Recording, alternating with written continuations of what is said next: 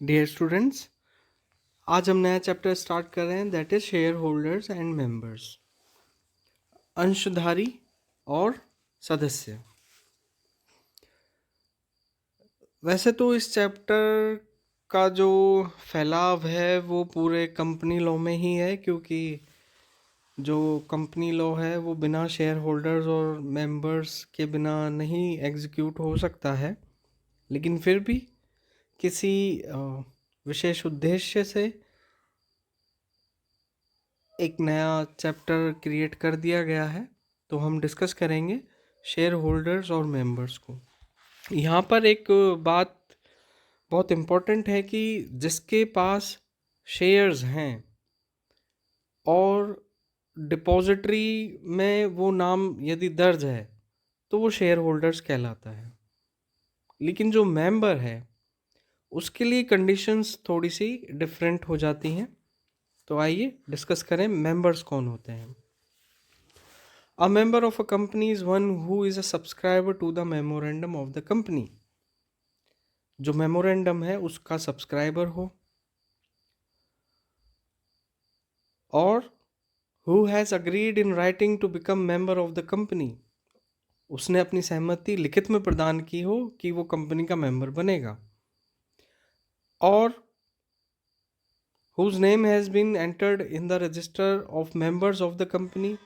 उसका जो नाम है वो कंपनी के सदस्यों के रजिस्टर में दर्ज हो, और who is a holder of shares of the company and his name has been entered as a beneficial owner of the shares in the records of the depository में उसका जो नाम है वो एक beneficial owner of the shares, अंशों का जो मालिक हैं उसके रूप में दर्ज हो, तो वो मेंबर कहलाएगा। यहाँ पर एंड और का जो कन्फ्यूजन है वो थोड़ा ज़्यादा है, तो उसको सिंप्लीफाई कर देते हैं। देखिए, मेंबर वो है जिसने मेमोरेंडम को सब्सक्राइब किया हो और उसका नाम कंपनी के जो मेंबर का रजिस्टर है उसमें दर्ज हो, और यदि उसके पास शेयर्स हों, क्योंकि ज़रूरी नहीं है कि जो मेंबर है वो शेयर होल्डर भी है, तो उसके पास शेयर हो और उसका नाम डिपॉजिटरी में हो, ऐसा ज़रूरी नहीं है। 3 कंडीशन मेंबर होने के लिए ज़रूरी है। वो मेमोरेंडम का सब्सक्राइबर होना चाहिए, उसने लिखित में अपनी सहमति प्रदान की हुई हो कि वो कंपनी का मेंबर बनेगा, और कंपनी के जो सदस्य हैं उनके रजिस्टर में उसका नाम हो। यदि ये 3 जो कंडीशंस हैं यदि वो फुलफिल होती हैं, तो उस केस में उसे मेंबर माना जाएगा। अब यहाँ पे बहुत बड़ा कन्फ्यूजन होता है कि who is a member, who is a share holder. तो यहाँ पर ये जो कन्फ्यूजन है इसको दूर करना बहुत ज़रूरी है, क्योंकि जो मेंबर हैं वो ज़रूरी नहीं है कि शेयर होल्डर्स हों, और जो शेयर होल्डर हैं वो तो बिल्कुल भी ज़रूरी नहीं है कि मेंबर्स हों, क्योंकि केवल मात्र शेयर होल्डर्स बन जाने से उस कंपनी के मेंबर नहीं बन जाते हैं। तो एक यहाँ पर स्टेटमेंट दिया गया है, शेयर होल्डर्स में बी मेंबर, मेंबर्स में नोट बी शेयर होल्डर्स। तो दोनों ही चीज़ें अलग है। यदि वो मेंबर है, उसके पास शेयर होल्डर है, तो वो मेंबर भी है, शेयर होल्डर भी है। लेकिन यदि वो सिर्फ शेयर होल्डर है तो ज़रूरी नहीं है कि वो मेंबर हो। तो यदि कोई केस आता है, हमसे पूछा जाता है कि इस केस में क्या है, तो उस केस को पढ़ना बहुत ज़रूरी हो जाता है, जिससे कि पता चल सके कि वो मेंबर और शेयर होल्डर है, अथवा वो या तो सिर्फ मेंबर है या तो वो सिर्फ शेयर होल्डर्स है। मेंबर होना अधिक बड़ी जिम्मेदारी है, और जबकि शेयर होल्डर होना इतनी बड़ी जिम्मेदारी नहीं है। तथापि ओनरशिप तो है ही, जो शेयर होल्डर्स हैं उनके पास ओनरशिप तो होती ही है। तो इन दोनों में जो अंतर है वो परीक्षा की जो दृष्टि है उससे भी महत्वपूर्ण रहेगा आप लोगों के लिए। यहाँ पर बात आती है who may be a member, member कौन हो सकते हैं। तो यहाँ पर मैं आपको याद दिलाना चाहूँगा द इंडियन कॉन्ट्रैक्ट एक्ट 1872। वहाँ पर एक चैप्टर पढ़ा है हमने, capacity to contract. Capacity to contract जितनी भी चीज़ें हैं वो सभी चीज़ें ज़रूरी है मेंबर के लिए। जैसे कि member can not be an insolvent, जो भी दिवालिया हो वो मेंबर नहीं हो सकता। माइनर भी नहीं हो सकता, लेकिन माइनर का अगर कोई वार्ड हो तो उस केस में हो सकता है। जबकि यदि आप बुक देखेंगे तो यहाँ पर भी मोहरी बीबी वर्सेस दामोदर दास घोष की बात हो रही है। तो यहाँ पर कैपेसिटी टू कॉन्ट्रैक्ट वाली चीज़ इम्पोज हो रही है कि वहाँ पर जो लूनेटिक पर्सन है, जो मेंटली रिटार्टेड जो पर्सन है, वो मेंबर नहीं हो सकते हैं। जबकि जो अ, अ, जो इनको छोड़कर जो कैटेगरीज हैं वो मेंबर हो सकते हैं। अब यहाँ पर जो एक कन्फ्यूजन और आता है पार्टनरशिप फर्म्स का, तो जो पार्टनरशिप फर्म जो है वो एक पर्सन नहीं है, जबकि कंपनी एक पर्सन है। तो ऐसे केसेस में जो पार्टनरशिप फर्म है वो मेंबर नहीं हो सकती हैं। जो सब्सिडरी कंपनीज हैं, तो कंपनी जो एक पर्सन की तरह मानी गई हैं वो यहाँ पर हो सकती हैं। But a subsidiary company can not be a member of its holding company. जो सब्सिडरी कंपनी है वो अपनी होल्डिंग कंपनी की मेंबर नहीं हो सकती। तो यहाँ पर बहुत सारे ऐसे क्लाउजेज हैं, लेकिन जो इम्पोर्टेंट क्लाउजेज हैं वो हमने डिस्कस किए हैं। तो इन केसेस में जो मेंबर है वो डिफ़र कर सकता है। यहाँ पर मेंबरशिप एक्वायर करने के बहुत सारे तरीके हो सकते हैं।